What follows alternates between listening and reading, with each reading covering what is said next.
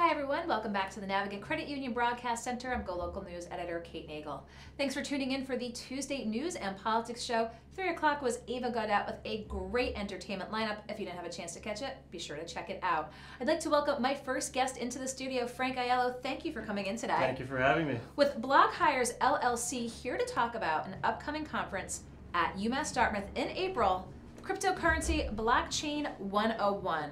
Before we get into the conference, I want to hear a little bit about Block Hires LLC.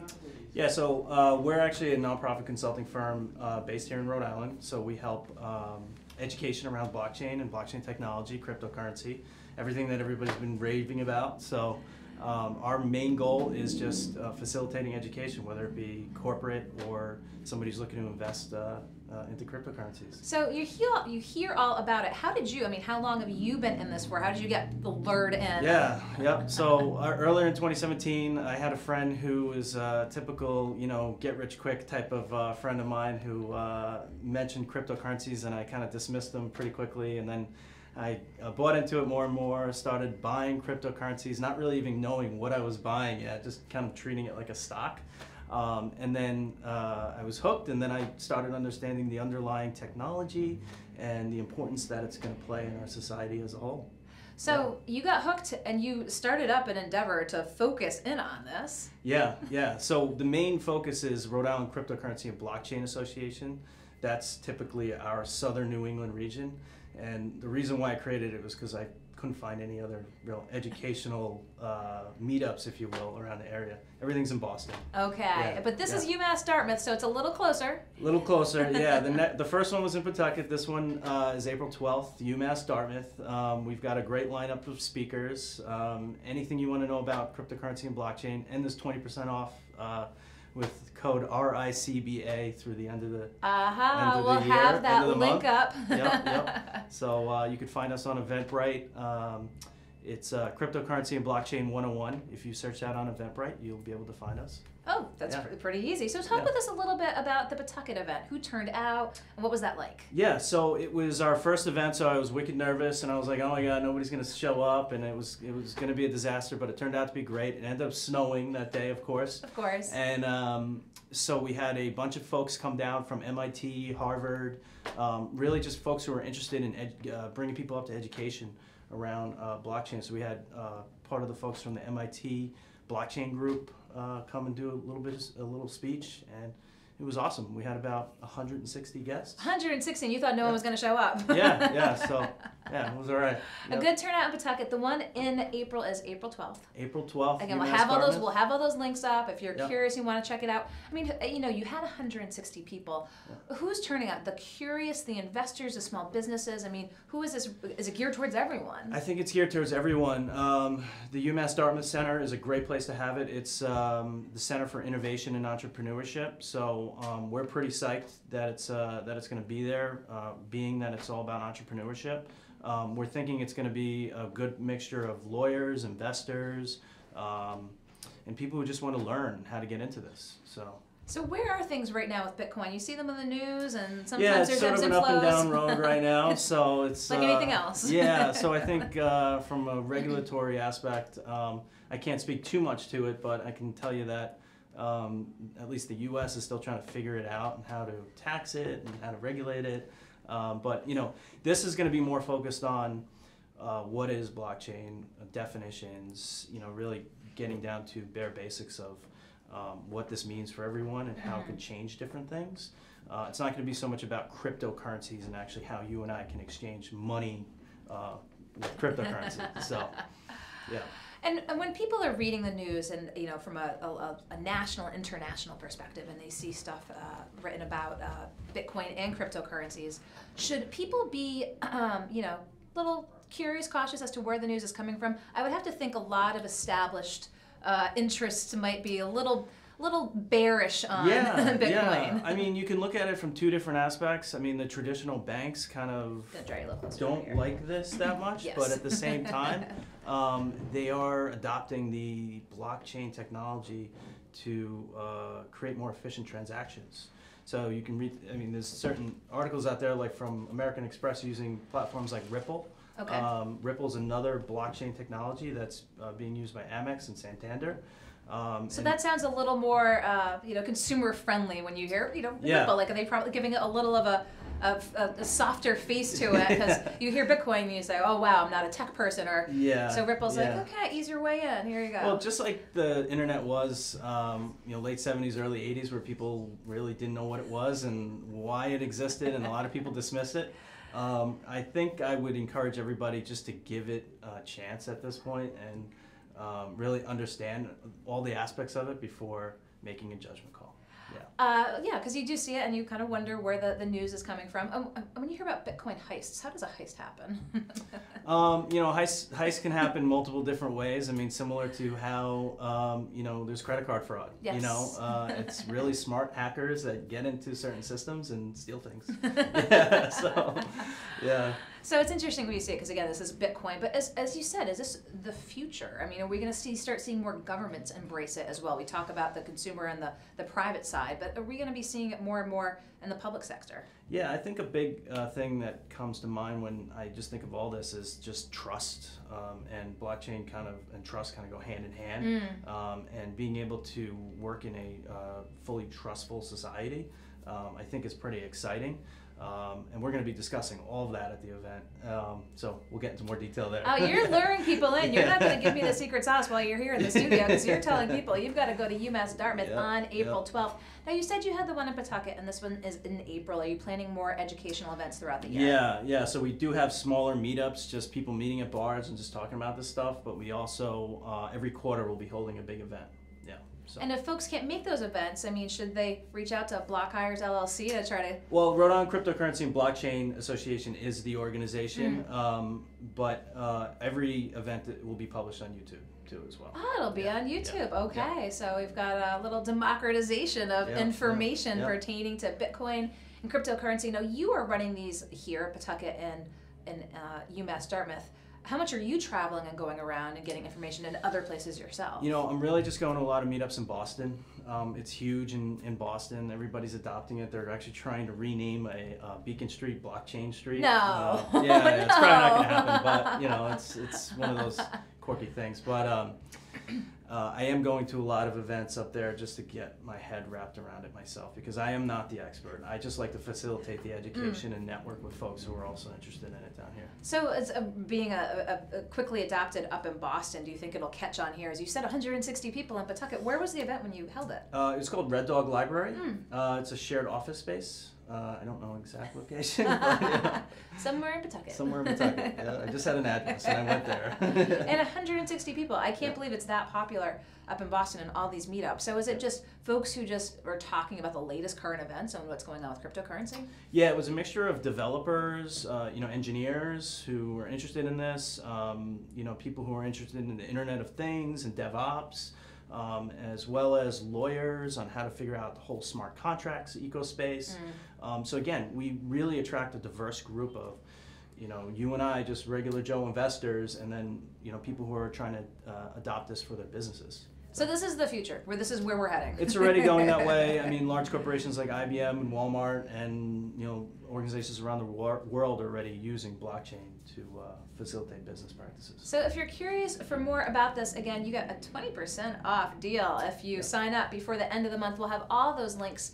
It's April 12th. It's an evening event, yes? It's an evening event, yep. So go to work, get in your car, head out to UMass Dartmouth, learn more about blockchain and cryptocurrencies.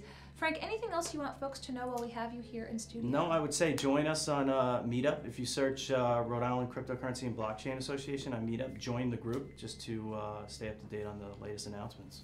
Well, Frank Aiello, thank you so much for coming in. I appreciate your time. I'll let you go around the corner, and we'll have more links to the upcoming event on GoLocal. Don't go anywhere. We'll be back with our next guest here in the Navigant Credit Union Broadcast Center.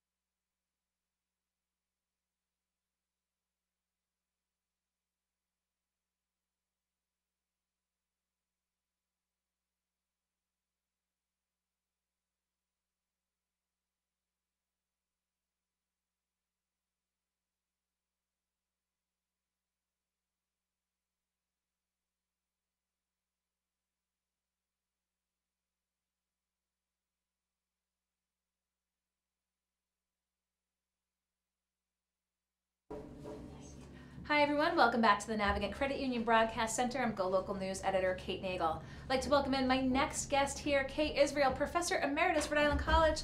Thanks for coming into the studio. I think it's great being here. Well, it's amazing that we've been here at GoLocal for a year, and this is the first opportunity I've had to get you in. I've had you. Just written comments. Just written comments, because I said, have we not had him in here? We oftentimes pick your brain for everything that's going on locally and around the country. And I'm so glad I can pick your brain because so much going on right now in the combination of the political and the communication spheres and how media is covering politics right now. And one of the things I want to start with was the March for Our Lives around the country this past weekend. We saw the numbers turning out in DC and here as well. Let's talk a little bit about the event itself and the media coverage surrounding it. Well, the event in and of itself was fairly significant, but the interesting thing was the way the media opted to either highlight it or downplay it. For example, if you grab the Province Journal, it says, in Rhode Island, thousands jam State House. If you checked online, some of the TV stations weren't listing it as thousands, they were listing it as hundreds. Typical situation where, do you downplay it or do you build it up? Nationally, those that tended to be more towards what the students were doing, talked about the rally as being the largest youth-motivated rally of its type. On the other hand, you know, people were comparing it to the Women's March, which was a significant number, and it was comparable, or they were comparing it to the inauguration turnout. Depending on which side you wanted to emphasize, you mentioned the inauguration turnout. If you were trying to build up the importance of the rally, you compared it to the Women's March if you wanted to sort of push it down. And it's that manipulation. It is absolutely there, and I'll tell you, I saw that picture because it showed that inauguration picture. Now, we've seen the comparisons between Trump and Obama after the Trump administration tried to say, but you can take pictures at different times. And also, they were on Pennsylvania Avenue. They weren't on the mall. Right. So it was a little bit of apples and oranges, saying who was on the mall for Trump and who was on Pennsylvania Avenue. But you're correct in the numbers game. GoLocal was up at the State House probably about 3 weeks ago. It was a very pro-NRA day. There was some legislation, some gun bills. There were a small number of Moms Demand Gun Action folks, but it was overwhelmingly pro-NRA on this particular day. This was their turnout event. And some media organizations said it was a wash of yellow and red. It was a sea of yellow with a smattering of red. It's interesting. Again, this is far away, but if you check Salt Lake City, of all places, they had a rally of about 800 that were pushing for, you know, reform. They had a rally similarly at a slightly different location of 200 people that were backing the Second Amendment. Media coverage, approximately the same. If you went on the local paper, the Salt Lake Tribune, there were 8 shots printed in the paper. 6 dealt with those opposing any change, 2 with those that were proponents. Again, it's all in the media coverage of it, and we saw so much surrounding Saturday, but I think the question now, one that we have talked about, what now? This was a huge media event, and we're here, it's Tuesday. What do we expect moving forward? I think the big difference is going to be whether the proponents are able to, number one, maintain and push for registration.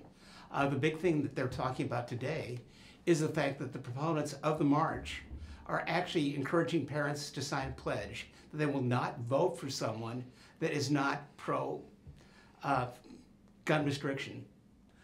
That can make a difference. I think in states like Rhode Island, it's a slightly different situation. Sheldon Whitehouse, Jack Reed, both of our Congress people aren't going to be voting any differently than the youth were basically advocating. The result is it's not going to necessarily help them.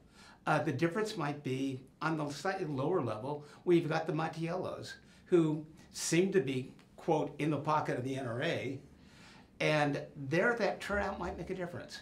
It might be enough to make a push. So it is interesting, and one of the things that folks keep pointing to is this, you know, this generation of young students being the, you know, right now going to be the largest voting bloc in just a few years if they're not already at that 18-year-old level. You know, will we continue to see these young students being on national press moving forward. You talk about legislative action, but just from a pure communication standpoint, we've seen the March for Our Lives. Does it depend on what they do from a public standpoint, if they do more public-facing events? The thing about today's youth that's a little bit different, that generation, that is, those from 18 to about 28, tends to be the lowest in terms of turnout. Seems to be the lowest in terms of involvement. But the funny thing that's occurring is their numbers are going up. And even though they're lower, the degree of lowness, shall we call it, isn't as great as it used to be. Yep. And I think we may be seeing a major trend. In other words, the difference in what the electoral process looks like now may not be apparent for 6, 8 years. But about 8 years from now, things can change drastically. That is for sure. We've seen it in recent years, and just based on this action and moving forward, it's going to be interesting. And lastly, let's talk with the March for Our Lives and what happened in Florida. An interesting vantage point. YouTube, just after the shooting happened at the school, there'd been that conspiracy theory of student actors and things of that nature, and YouTube pulled the video down. Do you think that, again, in this world of conspiracy theories, that media and organizations are taking a more active role? I mean, that was an editorial call by the part of YouTube to pull something down. I think what's happening is that if you're going to survive as a media forum, you've got to begin to look at your audience. And the conspiratorial audience isn't that large that it's going to make or break you. I think it's going to be more and more inherent upon those media outlets to be more responsible. And I think that factor, if you watched The Daily Show last night, there was a great line when it was suggested that it was a conspiracy to get those high school students, and they were actors, and the question was that a conspiracy in terms of trying to get them involved? It gets more preposterous as time goes on. It was interesting to see YouTube pull that down, and as you say, talking about organizations making those calls moving forward. But let's talk a little bit about the Second Amendment before we go to some other politics. John Paul Stevens called to repeal the Second Amendment. The best way to look at it is he's trying to present one possibility to maybe get the NRA to move on others. The likelihood of our getting an amendment to repeal the Second Amendment is pretty slight. Let's put it this, in the 60s and 70s, we couldn't even get an amendment that allowed women to have equal rights with men. I mean, that one died a very slow death. It could take 10, 15 years just to go through the amendment process. And let's face it, given the money and given the electoral situation right now, it's not likely that we're going to see that amendment enacted. However, the threat, that becomes the interesting thing. Can it get people that are locked in one position maybe to try to move a little bit more towards the general public consensus? What was your reaction when you saw that headline today? At first I went, wow. Did you think maybe it was The Onion or? No, I think the thing that struck me was that, number one, he's not on the court right now. Yes. Two, when he was on the court, he took a position fairly similar to it. But it still was in the minority. And given that, it's a very difficult thing to do. Well, it was all in the news last weekend, and again, still continues to be, but wanted to start off talking with, again, the interplay of politics and media with the March for Our Lives. Let's talk about politics and media. Of course, we have to talk about Stormy Daniels, 60 Minutes, and where things are now. This is DC politics. This is focused on the Trump administration. This is focused on the election and the campaign. We saw her interview. We've seen the back and forth. She just, she issued the defamation suit. Yeah, it's one of those things where I don't know if it's going to have a major effect. I mean, the real effect of all she's saying and all that's going on is going to be whether it plays well in the courts. It isn't going to make a big difference in terms of voter turnout or voter interest. I think President Clinton, not that I want to say they're comparable, but his situation, I think, pretty much opened the door for that to occur and to be discussed without necessarily causing great harm. So it's interesting, we often talk with Jennifer Lawless about this, and she's raised those parallels to how the Monica Lewinsky info essentially kind of came out of Whitewater, and the issues that for President Clinton obviously were the perjuring of himself. But let's talk about the angle that the Stormy Daniels folks are taking and the purported $130,000, the campaign contribution angle. Does that, are we ever going to, when are we going to know more about this? I don't know that we ever will. In other words, I think it all depends on how it plays in the courts. I have to wonder, as I'm sure a great number of people do, why you get $139,000 not to talk about something that you didn't do. Well, you know, if it's there on the bank statement, if, you know, back in early November, she just had a deposit of $139,000, I mean, there has to be some paper trail that somewhere, one would think. Yes, but I mean, you know, it's a situation where denial, in part, is a confirmation. And confirmation isn't going to occur, but the fact that you're even addressing it, it's fodder for discussion for the next week or two. The question is, you know, what is it covering up? And I don't mean that in a conspiratorial form, but rather, what other news would we be looking at if we weren't looking at that? So here we are. We're in 2018. You know, Trump's been in the office more than a year now. It's just always one thing after another. It's very little, it seems, focused on policy and a lot focused on media and what's, you know, what he's tweeting, or from the Mueller investigation and kind of all these distractions. Are we going to see distraction politics for the rest of the Trump administration? I tend to think so. When people voted for Trump, a lot of them voted for him because they didn't want politics as usual. Well, this is not politics that's as exactly usual. what they got. I think, in essence, at least from my perspective, they elected a president, or let's put it this, the Electoral College was able to maintain a sufficient majority for a president who basically is not a politician. But not being a politician isn't necessarily meaning that you're capable of being a good politician.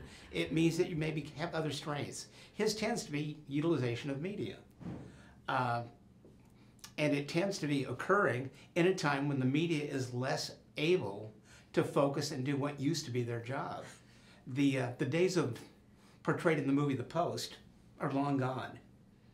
And so, you know, it's interesting to look at as well, and one of the things that I've talked about here is Trump's on the Apprentice predilection for firing people himself, and then he gets to the White House, doesn't appear to do it himself.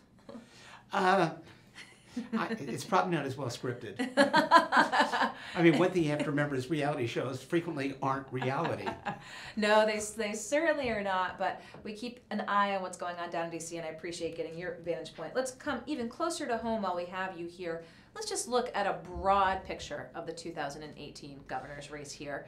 We had former Secretary of State Matt Brown in when he said he was putting together an exploratory committee to look at an independent run.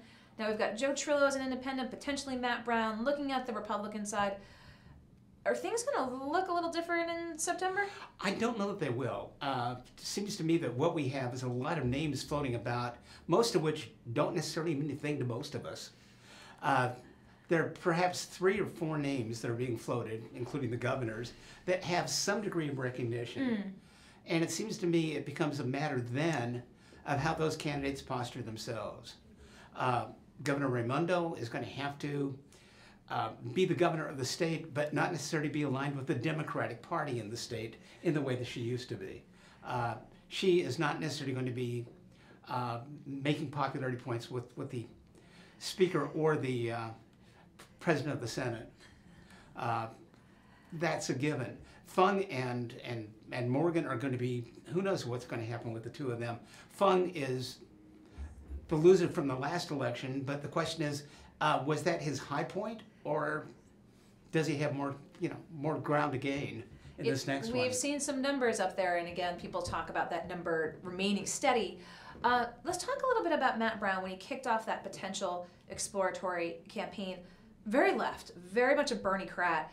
We saw what happened in the 2016 election with the support for Hillary by the governor. He runs to the left of her. Is she in a quandary of Democrats who, for some, that she appears to be too conservative? I think whether he runs that way or not, it's not that significant in terms of her vote. The reality is that she's perceived as being a moderate to a conservative Democrat. His question is whether he will draw out voters that would either want to sit home or would be willing to vote for her despite her conservative leanings. I don't know what that number is. I mean, he ran and was successful for one statewide office and then left the state. It doesn't necessarily mark the indication of a solid organization. And I think we have a lot of candidates nowadays running what you might call Bernie fumes. That is, you know, they saw how Bernie did in the last election, that is up to the nomination, and feel that that's the movement going forward. Interestingly enough, in some of the races we're seeing, I think it was in, I'm trying to think which community, but anyhow, one one congressional race, there was a massive movement by the progressives to try to get a new nominee, and the incumbent was able to win the nomination again by being a moderate.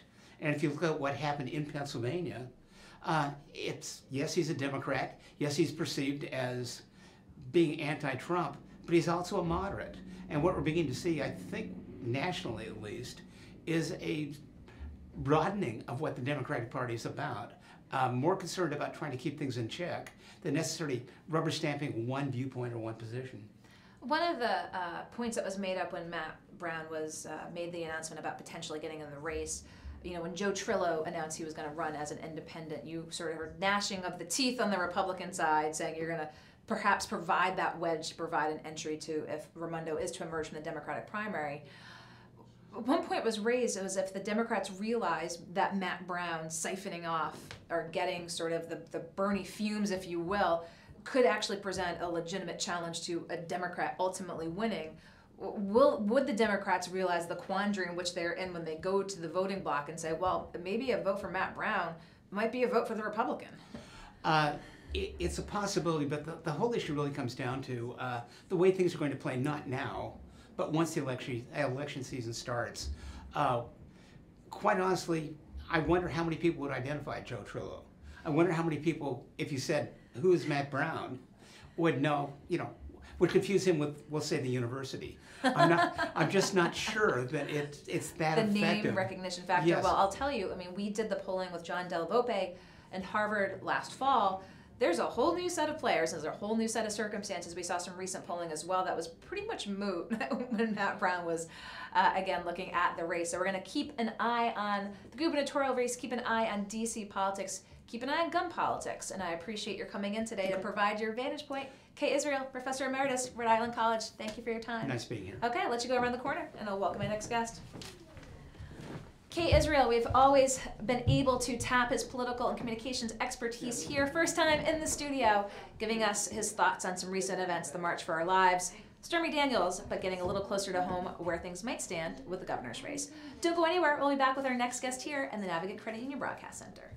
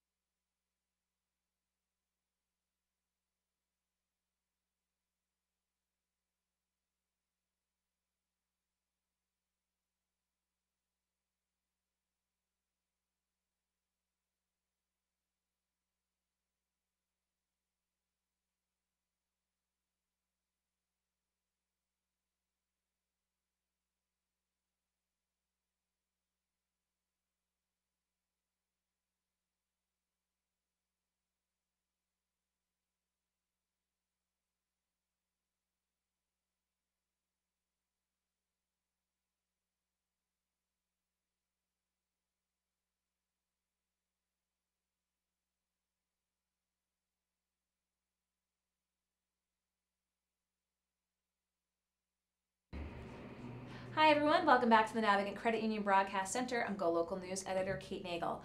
Thanks for watching this News and Politics Hour at 4 p.m. I'd like to now welcome my next guest in, Debbie Schimberg. Thank you for taking the time to come in. Community activist, very prominent role in the effort for a plastic bag ban in Providence. There's some on the ground. We're going to bring some up and talk a little bit about it. Now it's back in the news. The City Council did approve the ordinance, but we just saw the mayor looking to veto, the legislation, and we're kind of at a crux right now. So talk with us. let's start with the city council level. You're with Zero Waste Providence, a group of activists that said, this is something that the community should embrace. 7 other communities in Rhode Island have bans. Numbers of large communities around the country are embracing this. And you helped put together the effort of individuals saying, let's look at what this might look like in Providence. And the city council agreed. So talk with us about that process leading up to the city council, and then we'll go into what's happened recently. Well, Zero Waste Providence is a very new organization. We started with the idea that there needs to be a constituency who are interested in reducing waste. There are a lot of environmental organizations who focus on the ocean, who focus on other aspects of the environment, but as an urban issue, an urban environmental issue, waste is paramount. So we have been meeting and we're talking about a variety of different aspects of waste. This kind of coincided with Councilwoman Ryan, who had been talking with the mayor and the Office of Sustainability, as I understand it, since the summer. But she came to us more or less in January and said, I'm going to be submitting this bill, and do you have any input into it? And so we did. In particular, the Mayor's Office of Sustainability and 2 nonprofit organizations that are very active in this area, even have a lot of connections nationally, Clean Water Action and Upstream Policy. Got together and worked with Councilwoman Ryan to really make sure that the bill used the best practices from around the country. As you pointed out, Rhode Island has 7 other communities that have bag bans, and they're different one from the next. So there are a variety of ways that this can be written, that it can be implemented. As a group, we felt that having a 10-cent fee on bags is the best way to help individuals' behavior change. Because that's really what, at the end of the day, what we're talking about is it's not changing from single-use plastic to single-use paper, but it's really a matter of all of us trying to remember, including myself, that we need to use reusable bags. So that process really started in January. It was a very quick process, and Councilwoman Ryan and the council people were the ones who set the schedule to get the bag ban passed. So you must have heard from a number of stakeholders, because as we talked about, 7 other communities have differing ones, and I think each community probably takes it at the community level, what's in the best interest and needs of its residents to be able to do this. Now here in Providence, they were looking at a phase in over a period of time, so it wasn't going to be like, oh, tomorrow you're paying for the bag. And yes, we have a diverse urban population here, and I'm sure that you've heard concerns from stakeholders as well, but the city council did too. And as a body, they said, well, we believe this is in the best interest of the city. So you went through the deliberative process. You've heard from a number of stakeholders. So why the veto from the mayor's office now? Who's getting to the mayor that didn't get to the city council to raise concerns? That's a great question, and we're obviously very disappointed that the mayor decided to veto the bill. That doesn't mean that the concerns that were raised are not our own. I think that Councilwoman Ryan and ultimately our support of the bill was based on the fact that with a year to implement the bill, that any changes that needed to be made could be made, whether through an amendment process or through the regulation process that would determine exactly how this was implemented. So you had built in that deliberative process that he's de facto said he was calling for. That was already in there to say, we can hear from stakeholders about this. Absolutely, and I myself reached out to the Racial Environmental Justice Committee that ended up writing a letter of concern. I don't think that, here's what I think is the real problem with the process, which is that it seems crazy to me that a city like Providence can change a law, can develop an ordinance and not have a public hearing. But that wasn't what we chose. That is how the city council does business. So certainly we participated, and a lot of people came to the committee meeting that was held. That's part of the deliberative process, and we answered questions. It's not like the question about equity is a new issue. Yeah. And I think it's really important to note that our group from the get-go was committed to two things. We thought if this bag ban passes, we're committed to education, a process of making sure people understand what the bill is about, which means not only small stores, and big stores for that matter, Rite Aid, CVS, Job Lot, and so forth, but also little bodegas, whether those are on Chalkstone Avenue or on Broad Street.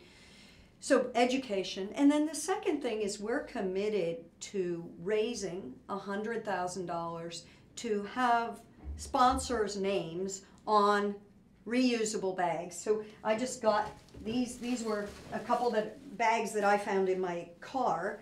This one says this one is Foodland. I don't even know where I got Foodland, but that's Foodland. This is a canvas one. Here's one with somebody else's name. And I think the concept is there are reusable bags that are currently being given out. I have one that says Rhode Island Community Food Bank. Blood Bank. Okay.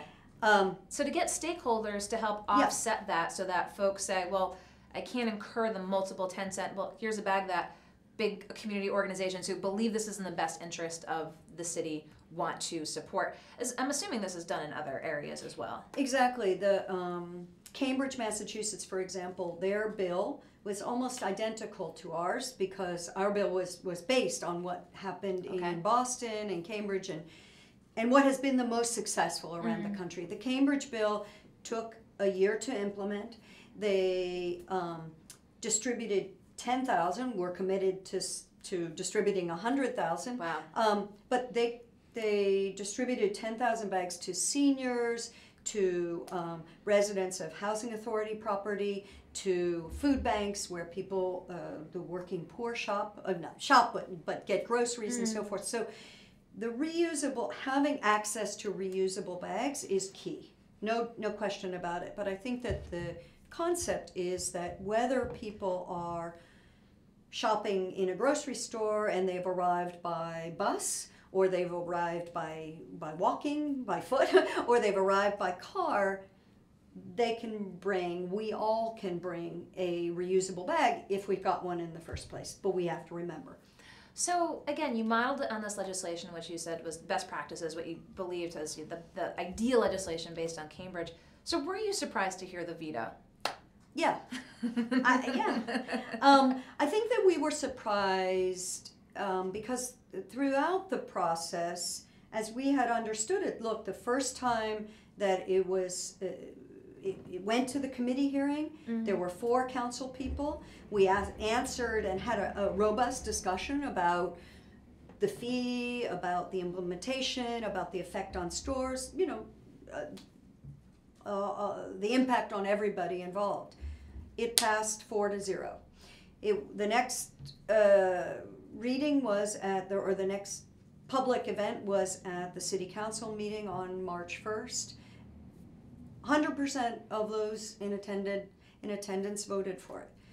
So our understanding is it's very rare to have new issues raised for the second reading. So it was a bit of a surprise. And then certainly when the mayor vetoed it on the very last day, we understand his concerns. We share his concerns. I think that what's exciting about this is that the entire city is now going to be talking about what's the best way to do this. Not whether we should do it, but what's the best way. And I think that's a very exciting dialogue to be having citywide. We need to be talking about how to rid our city of plastics and styrofoam, and it's a long process, but I think that what has happened through this is it's really brought it to the forefront of people's concerns, and that's exciting. So we heard from the mayor says he wants more time, potential for override. What's next? Oh, no, he vetoed Oh, it's a it. veto, Yes, yes. he vetoed it already. Yes. Yesterday. Mm. So what's next? And I just spoke to the mayor yesterday about this and asked how we can together have a robust outreach effort. And I think the mayor is committed to having his Office of Community Relations, his Office of Small Business, his Office of Sustainability, all of his staff to work with community groups, and it's all groups. It's neighborhood groups. It's commercial interests, to work with everybody to figure out what the best way to have it.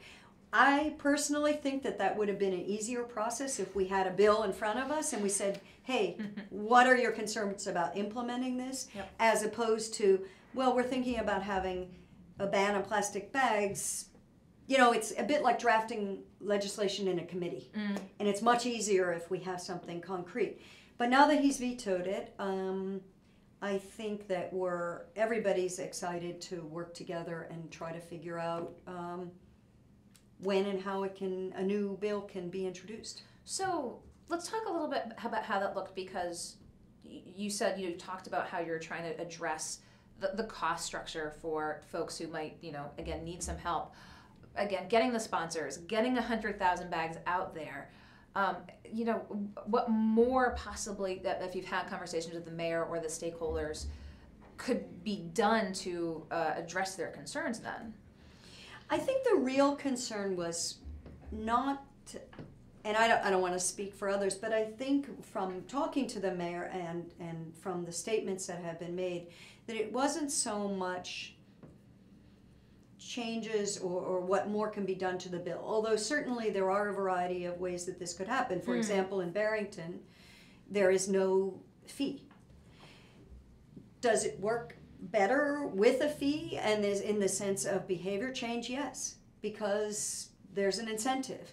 On the other hand, if that is the way through an outreach process that the bill has to be, then that's what it has to be. But I think what's interesting to note is that already in Providence we have grocery stores that charge a dime for bags. Price Right, Yep. Save a Lot. And the reason they do that is very interesting, because they are saying, look, we are value stores, our prices are very low. And so if you want a bag, that's your choice, but it's going to cost money. The reason they do that is all the other stores are embedding that additional fee in their prices. So I think that people, and many of the people who shop at Save a Lot, at Price Right, already understand that there is a fee attached to these bags. Look, nothing is free. Grocery stores are not giving us free bags. So I think that to go under that assumption is incorrect. And I think that we can learn a lot, honestly, from many of the immigrants in Providence who come from other countries, because almost all countries in the rest of the world, people carry bags, and they aren't given bags. They aren't given plastic bags, whether those are knitted bags or canvas bags or any other kind of bag. So I think that there already is the start of a behavior change, and what this bill will do is to accelerate it. Well, I wanted to get your perspective in here. Again, it's front and center still. You brought your bags with you. And this is just the old version here. This is what Thank you. is being... And these bags, many of us take these bags after using them to grocery stores, and they claim to recycle them. But honestly, it's not clear at all that that plastic really can be recycled, except for a very small amount. So we'll keep an eye on Zero Waste Providence moving forward now that it's a new world order after the mayor's veto this week, but wanted, Debbie, you to come in to just tell folks about the dynamics that went into the process, that got the city council's approval, and now what? So I appreciate your coming in as we look at this moving forward. I'm sure we will talk with you soon. Okay, thanks, Debbie. I'll let you around the corner. Thank you. Okay, Appreciate it. Debbie Schimberg with Zero Waste Providence talking about the mayor's veto of the plastic bag ordinance and what's next. I appreciate her taking the time to come in. we've had a full day here in the Navigant Credit Union Broadcast Center. 3 o'clock, Ava Gaudet with a great entertainment lineup. Frank Aiello with Block Hires LLC talking about an upcoming blockchain and cryptocurrency conference at UMass Dartmouth taking place in April. Also had Kate Israel, professor emeritus at Rhode Island College, coming in to talk about national and local politics. So I appreciate your tuning in. We look forward to seeing you tomorrow. We have a full lineup. At 2 o'clock, we have folk singer Mike Laureano in the Alex and Ani Lounge. Be sure to tune in at 2. 3 o'clock, The Taste with Rick Simone. And of course, 4 o'clock, I'll be back with news and politics. So thank you, everyone. Have a great night. We appreciate your watching. We look forward to seeing you here tomorrow in the Navigant Credit Union Broadcast Center. I'm GoLocal News Editor Kate Nagel.